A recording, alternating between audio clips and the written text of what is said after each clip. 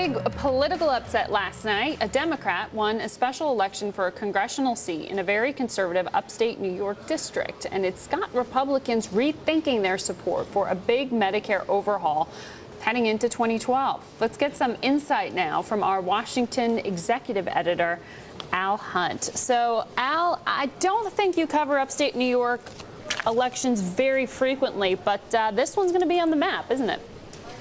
It sure will be. This district was previously known only because it was represented by the immortal Jack Kemp for many years. It's a very Republican district. John McCain carried it. George Bush won it overwhelmingly.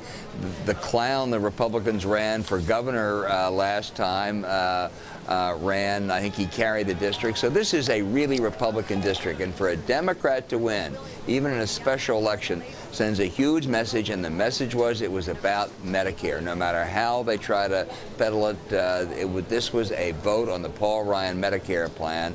And it spells real trouble for Republicans. Yeah, Kathy Hochul, Democrat, winning that district. So Medicare, is this the new litmus test? Is it the new for Republicans? And is it the new divisive point for the Democrats in terms of how they're going to take on the other party?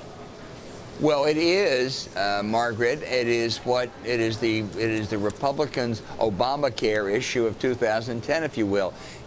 Healthcare is the third rail of American politics. Everybody wants a change, but once you try to change it, it really almost always redounds to your detriment. Bill Clinton found that out, Republicans found that out, Obama found it out, and now Paul Ryan is discovering it. I think the upsetting news about this for those people who think it's very important to have some kind of a deficit deal here in Washington is it's going to embolden the Democrats to use this as an issue rather than try to work on some kind of a budgetary solution here in Washington.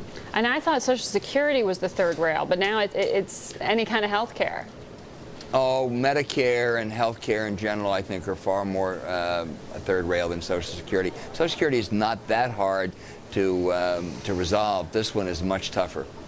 Al, I know we've got some sound from what seemed to be a contentious hearing yesterday for Elizabeth Warren. Let's listen in to some of her exchanges.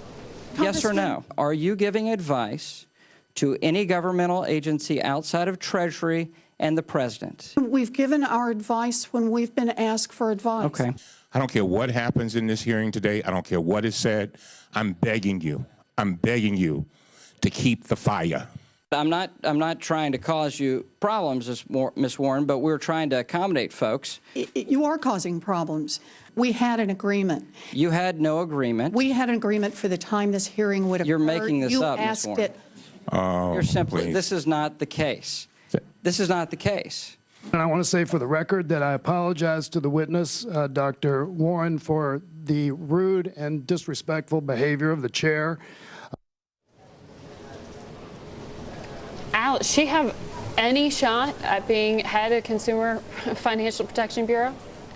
Yeah, she has a shot if the president wants to make a recess appointment that is not subject to, or that can, where she could take office without Senate confirmation. She cannot be confirmed by the Senate.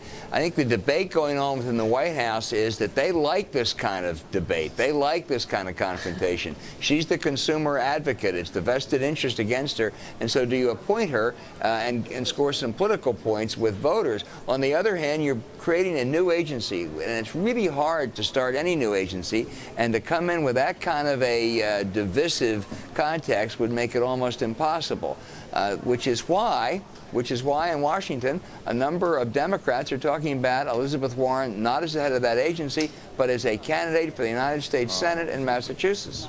Wow, that would be something to watch. Al, it would be. I'm going to give you a homework assignment for tomorrow. Can you find out for our viewers what the heck was just happening behind you? There was a rope swinging back and forth behind your head in the window. It's quite curious. I want to know. Margaret, what that was. I hope they weren't trying to give me the hook, but I promise I will report back to you tomorrow. No, I mean, maybe you have stunts now. Maybe that's your new notebook item. I don't know. We'll talk to you tomorrow, Al.